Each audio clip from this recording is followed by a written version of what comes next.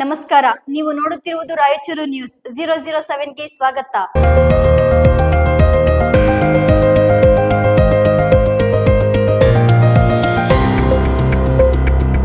ಪಂಚ ಗ್ಯಾರಂಟಿ ಅನುಷ್ಠಾನಗೊಂಡು ಇಂದಿಗೆ 3 ವರ್ಷ ತುಂಬಿದ ಹಿನ್ನೆಲೆಯಲ್ಲಿ ಪಂಚ ಗ್ಯಾರಂಟಿ ಯೋಜನೆಯ ಸದಸ್ಯರಾದ ಹಂಪನಗೌಡ ಪೊಲೀಸ್ ಪಾಟೀಲ್ ಮತ್ತು ಶಶಿಕಲಾ ಭೀಮರಾಯ ಅವರು ದೇವಸೂಗೂರು ಗ್ರಾಮ ಪಂಚಾಯತ್ ಸಭಾಂಗಣದಲ್ಲಿ ಪಂಚಾಯತ್ ಅಭಿವೃದ್ಧಿ ಅಧಿಕಾರಿ ಸಭೆಯನ್ನು ಆಯೋಜಿಸಿದ್ದರು. ಫಲಾನುಭವಿಗಳಿಂದ ಅಭಿಪ್ರಾಯ ಹಂಚಿಕೊಂಡರು. ಮುಖ್ಯಮಂತ್ರಿ ಆಗಿದ್ದಾಗ ಸಿದ್ದರಾಮಯ್ಯ ಅವರು ಅತೀವ ಕಾಳಜಿಯಿಂದ ಪಂಚ ಗ್ಯಾರಂಟಿ ಅನುಷ್ಠಾನಗೊಳಿಸಿ ಬಡ ಮಧ್ಯಮ ವರ್ಗದವರಿಗೆ ಉಚಿತ ವಿದ್ಯುತ್, ಮಹಿಳೆಯರ ಖಾತೆಗೆ ನೇರ ನಗದು ಹಣ ವರ್ಗಾವಣೆ ಮತ್ತು ಉಚಿತ ಸಾರಿಗೆ ವ್ಯವಸ್ಥೆ ಕಲ್ಪಿಸಿ ಅನುಕೂಲ ಮಾಡಿಕೊಟ್ಟಿದ್ದರು. ಹಾಲಿ ಮುಖ್ಯಮಂತ್ರಿ ಡಿಕೆ ಶಿವಕುಮಾರ್ ಅವರ ಅವಧಿಯಲ್ಲಿ ಇದು ಮುಂದುವರಿಯುತ್ತದೆ. ಈಗಿನ ಮುಖ್ಯಮಂತ್ರಿಗಳು ಸಹ ಅತೀವ ಉತ್ಸುಕತೆಯಿಂದ ಯೋಜನೆಗೆ ಇನ್ನಷ್ಟು ಬಲ ತಂದಿದ್ದಾರೆ.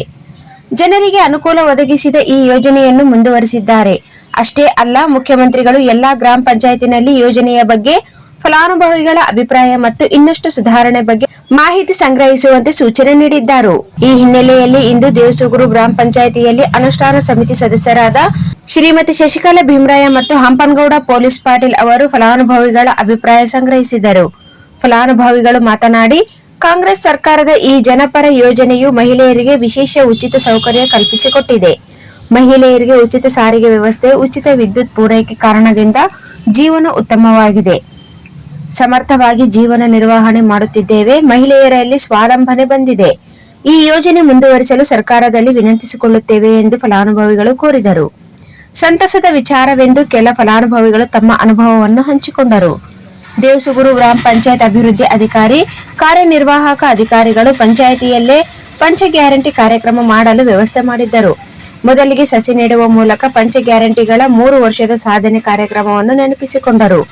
ಅಭಿಪ್ರಾಯ ಸಂಗ್ರಹದ ಸಭೆಯಲ್ಲಿ ಅಂಗನವಾಡಿ ಆಶಾ ಕಾರ್ಯಕರ್ತೆಯರು ಮತ್ತು ಯೋಜನಾ ಫಲಾನುಭವಿಗಳು, ಪಂಚ ಗ್ಯಾರಂಟಿ ಅನುಷ್ಠಾನ ಸಮಿತಿಯ ಹಂಪನಗೌಡ ಪೊಲೀಸ್ ಪಾಟೀಲ್, ಶ್ರೀಮತಿ ಶಶಿಕಲಾ ಭೀಮರಾಯ, ಚರ್ಚ್ ಬಾಬು ಭಾಗವಹಿಸಿದ್ದರು. ದೇವಸೂಗೂರು ಮತ್ತು ಗ್ರಾಮ ಪಂಚಾಯಿತಿಯ ಕಾರ್ಯನಿರ್ವಾಹಕರು ರವಿಕುಮಾರ್ ಸೇರಿದಂತೆ ಅನೇಕರು ಭಾಗವಹಿಸಿದ್ದರು.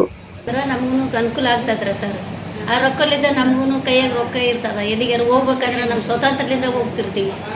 ಈಗ ಅವ್ರು ಕೊಡಬೇಕು, ನಾವು ಹೋಗ್ಬೇಕಂದ್ರೆ ಆಗ್ಲಾರ್ದು. ಈಗ ರೊಕ್ಕ ಬಂದಾಗ ಸುಟ್ಟು ನಮಗೂ ಒಳ್ಳೆಯದ. ಈ ತಿಂಗಳ ಬಂದಿದೆ 2000ದಿಂದ ನಾವು ಮನೆ ಖರ್ಚಿಗೆಲ್ಲ, ಮಕ್ಕಳ ಫೀಸಿಗೆ, ಅದಕ್ಕೆಲ್ಲ ಉಪಯೋಗ ಮಾಡ್ಕೊತ ಇದೀವಿ. ನಾವು 2000 ಬರೋದ್ರಿಂದ ನಮಗೆ ಯಾರಿಗೂ ಕೇಳಬೇಕಂತಂದೇಳಿ ಇದಿರಲ್ಲ. ನಮ್ಮಲ್ಲಿ ಕೈಯಾಗ ರೊಕ್ಕ ಇರ್ತಾವೆ. ನಮ್ಮಿಂದ ನಾವು ಸ್ವಾತಂತ್ರ್ಯದಿಂದ ನಾವು ಬಳಸ್ಕೊಂತೀವೆಲ್ಲ.